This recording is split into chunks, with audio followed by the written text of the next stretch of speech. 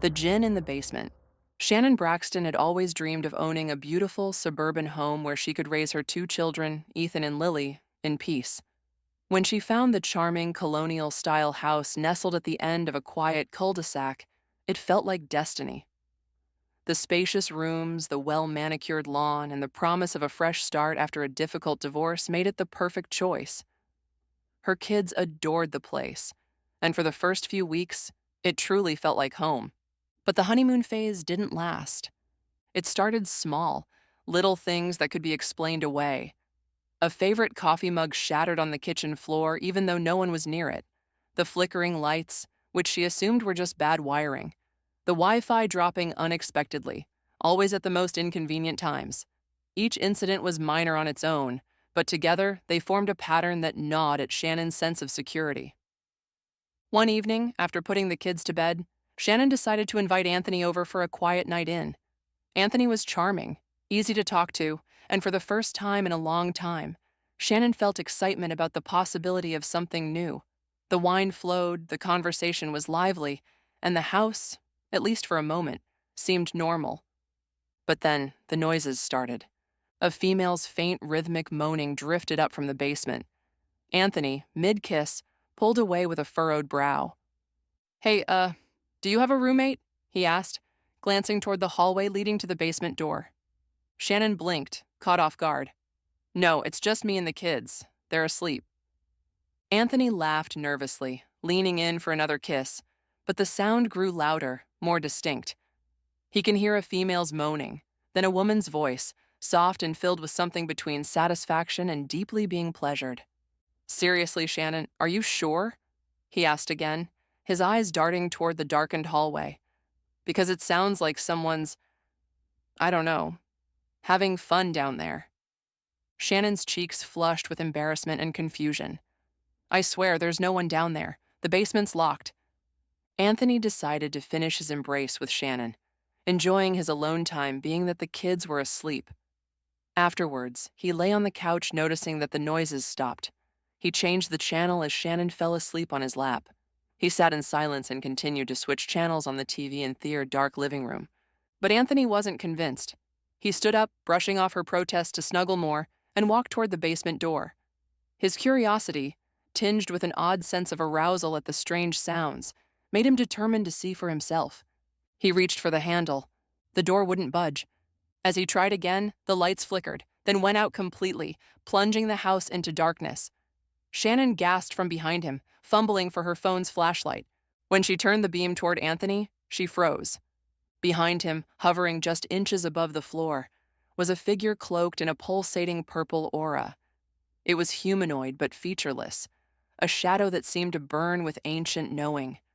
The figure raised a single elongated hand and pointed directly at the basement door. Anthony's breath caught in his throat. A deep, unshakable instinct kicked in. Something was terribly wrong here. The air grew thick, almost suffocating, and a cold sweat trickled down his spine.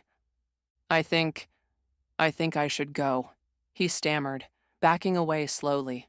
Shannon, trembling, whispered, "Anthony, what are you seeing?" He didn't answer. He couldn't. He grabbed his hat, coat, and bolted out of the house, leaving Shannon alone in the dark, the basement moans now interwoven with something more sinister, laughter. She locked the front door, her hands shaking, and turned to face the shadowed figure still looming near the basement entrance. It didn't move, didn't speak, but she could feel it watching, waiting. A deep, resonant voice whispered through her mind, "You should have never come here." And for the first time, Shannon truly questioned her decision to call this house her home. In an attempt to move past the eerie occurrences, Shannon threw herself into her new job, making friends and even enjoying occasional nights out.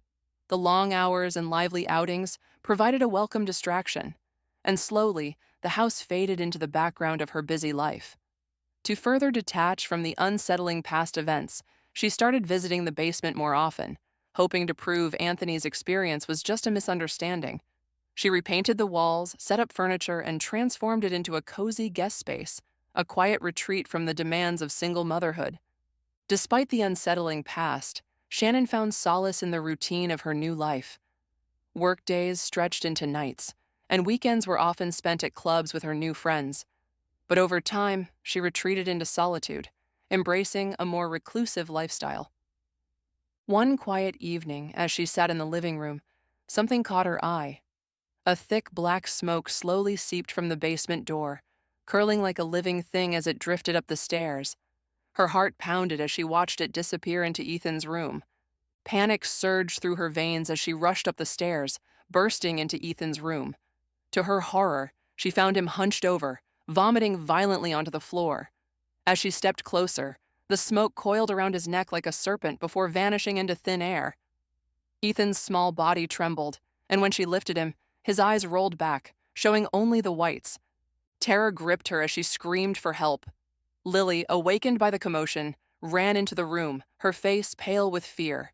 Frantically, she called 911, her fingers fumbling over the buttons as their world spiraled into chaos. Ethan's convulsions grew more violent, his small frame shaking uncontrollably. Shannon held him tightly, sobbing, pleading with him to stay with her. But it was too late. His body went limp in her arms, and the light faded from his eyes. Shannon's scream pierced the night, a mother's wail of unimaginable grief, as darkness settled over the house once more. A year later, the haunting persisted. One fateful night, Shannon found herself trapped in a vivid dream where the Jinn revealed itself to her. It stood before her, towering and menacing, its dark form swirling with power.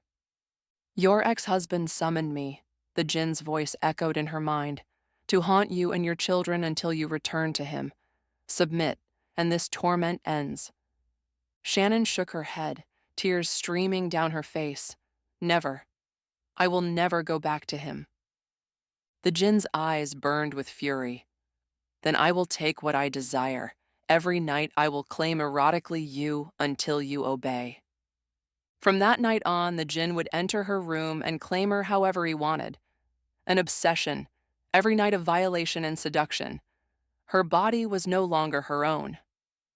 The Jinn came to her room, wrapping her in suffocating darkness, possessing her in ways she couldn't fight.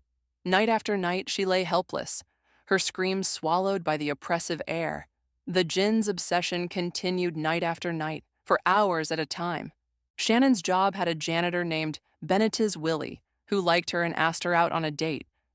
One night he came over, as Shannon was desperate for company. She was scared to be alone in her house. She would make love to any man willing to stay with her, so she wouldn't be alone.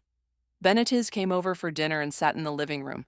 As they were talking, he heard a slight female moaning coming from the basement, passionate moaning and groaning. Benetiz asked Shannon if she had a roommate because he heard a lot of commotion downstairs in the basement and wanted to know if he could join the fun. She denied it, telling him that no one lived there but her and her kids. She flipped through the channels and ate more pizza. Benetiz got up to get a beer from Shannon's refrigerator. As he opened it, he heard the female moaning again, this time louder and more distinct. Ignoring Shannon's denial, he bolted for the basement door, which was open and dark. He walked down the stairs, drawn toward the source of the eerie sound. As he descended further, he saw a glowing figure, a female floating in midair. Stunned, he continued to move toward her, captivated by her cloaked aura. There was something alluring about her, an unspoken pull. Suddenly, the door slammed shut behind him. He fell into the darkness, his face slammed into something hard. He was knocked unconscious, his teeth busted and his skull cracked. The ambulance was called, and as they wheeled him out, Shannon saw a black cloud of smoke rise from the basement and into the ceiling vents. That night, the Jinn returned to Shannon's bedroom as he always did, to have his way with Shannon for as long as he desired. Shannon laid motionless as the Jinn laid on top of her,